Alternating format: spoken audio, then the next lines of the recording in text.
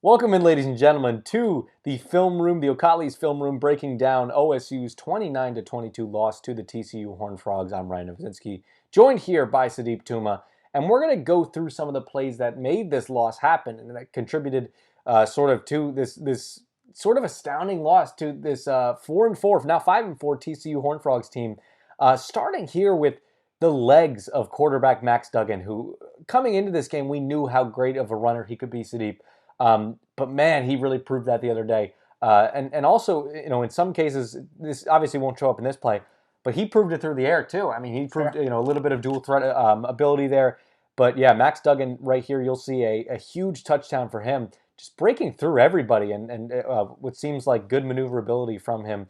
So we'll go ahead and start this. But Steve, what did you see on this play? What happened here? This is what keeps killing OSU over and over and over again. Little simple contain and gap discipline.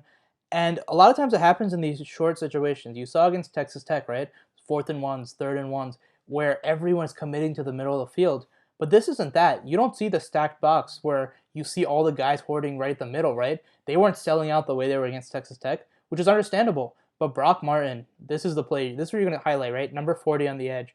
And this is just a simple read option. You tuck it and run. If you see the defensive end come down and you hand it off, the defensive end plays contain, right? As you should, usually.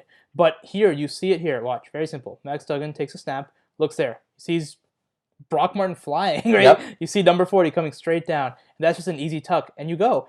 And this is a problem on 4th and 1. You need contain. You need simple gap discipline. We've seen Brock Purdy do it. We've seen Sam Ellinger do it. We've seen all these guys come on the edge. And you watch, and he's just coming straight full out. And there's nobody left. And he's just off. And Max Duggan, you see the wheels. He's obviously an explosive, underrated runner. He's strong. He's able to maneuver down the field and just get into the end zone. Mm-hmm. And you see all this, and it's the same thing over and over again. And it's one of those things we talked about against Texas Tech as well, where when you're in these 3rd-and-1 situations, 4th-and-1 situations, especially 4th-and-1, where your main target is, hey, get the running back down, get whoever's coming in straight to the middle, right? That's the defense's mentality. And when I keep saying playing contain is easier said than done, it's so easy just to come down, because you watch him, right? That ball's handed off, Brock Martin has him for like a 3-yard, 2-yard loss. But it's one of those things, because you don't want to give up that 1 yard. Because usually a 1-yard stop on a run play or a pass play is a success. Mm-hmm. But here it's not. That's why you see just Brock Martin come straight down and get him down. And this is not all Max Duggan did, but this was a big part of it. Yeah, and he was able to outmaneuver there. Obviously, you see he thwarts off a lot of these OSU defenders by just simple maneuverability, right? Just moving through some of these open spaces. And Max Duggan, what a performance from him the other day. And now you'll see some of the positives and why this game was so close is thanks in large part thanks to plays like this. And all season long we've seen plays like this from Tylan Wallace. But my goodness, this is classic him, right? Being that deep threat, right? And getting a touchdown here, securing that touchdown. And you'll see Spencer Sanders with a very nice throw too. And Tylan Wallace, obviously a great run here. There's so many unique things here. Number one, Tylan Wallace in the slot. That's not something you usually see, right? Yep. The explosive Z receiver, he's great on the outside, always in those sort of situations, one-on-one with corners. But there's a little bit of creativity, getting him in the slot. Great job, Casey Dunn, Mike Gundy. And you create sort of a matchup and a little illusion of something you don't see. Now, what you're going to see first off is Landon Wolf on the outside where Tylan usually is. But watch Spencer, first off. You're right, great throw, but to me, great pocket presence. Watch him, right? Stepping up in the pocket and launching the throw. But watch, Kari Coleman, the defensive end, talented defensive end, has that little spin there on Jake Springfield. But then great block by Preston Wilson, right? Getting that little hedge and giving Spencer the time. But watch Spencer. This is what you talk about with the effective quarterback coach, Tim Rattay. Watch Spencer, doesn't panic, steps up very calmly, steps into his throw, and launches it. Look at that. Right? That's what you talk about. That's what you call about stepping up in the pocket, getting deeper in the pocket, and great job trusting your offensive line. And this is not an easy offensive line to trust, right? But great job, just steps up straight up and makes a throw to a Tylan Wallace who, I mean, look at that. That's in the NFL, that's as open as you're going to get. Sure. But gets down the field against, CJ Caesar, a special teams guy. But watch the second angle. We talk about it, right? The over route by Landon Wolf on the outside. Watch him. He's going to occupy the safety. And then Tylan Wallace on the out and up. Now, this is what TCU does so much. The split safety look. Watch that middle. You see so much space there. And watch Landon Wolf, right? On the outside. He runs that over route and just occupies the safety. But then Tylan Wallace, again, watch him from the slot. first off, I mean, TCU tries to hedge him a little bit, right? You see some of that zone coverage. Watch him, right? This Talon Wallace. Okay, yeah, great, good job. He is the most physical receiver in college Sure. football. That's not going to do much for him, and it's hard to press Talon Wallace. It really is. There's very few corners that really can, and even then, he still gets open. But watch him, right? That little out and up. You create that little bit of out, just bust. This is a special teams corner, and yeah, great job just getting down the field, getting open, and like we talked about with Spencer, it all just comes together so well. He steps up in the pocket. He understands, okay, if I trust my offensive line, if I get up for just another half a second and I'm able to launch the ball, you got a great throw and a great receiver. I mean, an elite receiver down the field. Easy. Yeah, and Spencer Sanders, this is the glimpse that we thought we'd see from him all season long, and he's gotten way better at it. The pocket presence, right, that Tim Rattay alluded to at the beginning of the season, and you see it from plays like right there, and you said it best, man. You cannot trust this offensive line that much. Yeah. But Spencer Sanders, with the confidence there to trust them and have that great pocket presence and just have that extra step there, right there in the pocket, to be able to launch that ball down the field for a Tylan Wallace that, man, OSU fans are going to miss him, aren't they? Yeah, And the coaches are definitely going to. You just see it, right? The physicality, you can't, it's hard to jam him to begin with,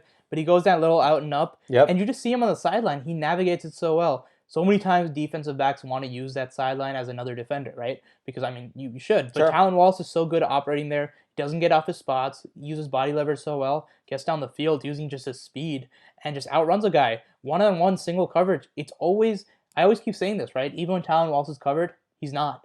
But that's more of situations where you have him covered. He can go up and high point a football, bring it down in single coverage.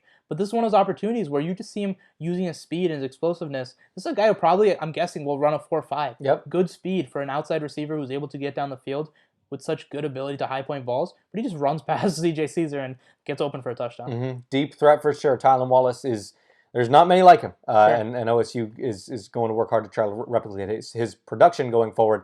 And then, you look at plays like this next play coming up, our final play here, and this tells a story, right? This sort of is just the lack of capitalization from this offense so many times during this afternoon, especially in the second half, is just proof of why OSU lost this game. Obviously, you'll see here Merrick makes a what was almost a game-sealing interception here. Obviously, this was a huge momentum. This was a big one for sure. This was huge, right? OSU's driving down the field. They're finally able to get down here in the red zone and not able to, perform and produce a touchdown on this drive that would have inevitably tied the game. And you'll see the Spencer Sanders interception here and a pass intended to Jelani Woods. What happened here, Sudeep? Yeah, I mean, first off, you have Desmond Jackson, who's a talented guy, who's the running back, who was, he had almost 100 yards at halftime. Obviously, he wasn't as good in the second half.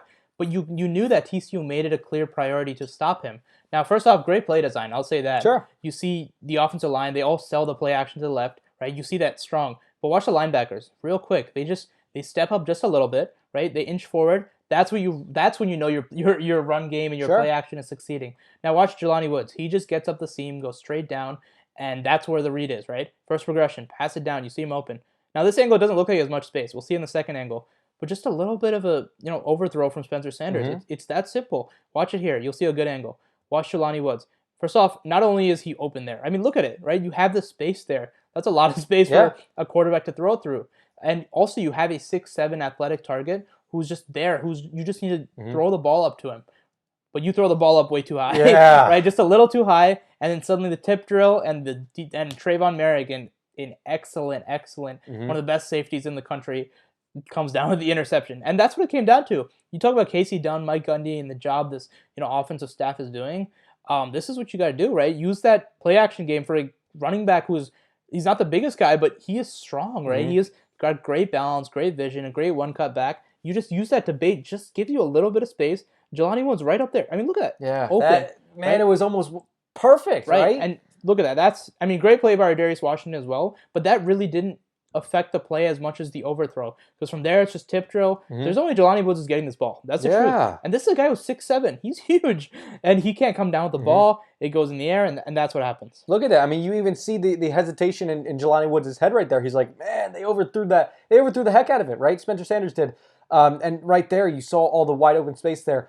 It was drawn up perfectly. Right. Great play design, but man, not great execution from Spencer Sanders. And there's just so many little intricacies there that he needs to work on that OSU's almost there. You have so much Almost there. right. You have so much promise with him. You saw with the Thailand one, the improved pocket presence. You see it a lot of times. Iowa State, Texas. You see a lot of the great passes, but sometimes you have those little inches things, and this is why we keep saying football is a game of inches. Yep. Literally inches. It's 2 inches shorter. That's a touchdown instead of an interception. Changes the whole dynamic of the game. 100%, and we will see plays like this going forward for the OSU Cowboys. They got 2 games left, right? You got to prove it against Baylor, then you got to prove it in that bowl game, whichever team that will be. Thank you for tuning into all of our coverage here. For Ryan Novozinsky and Sudeep Tumma, have a great day.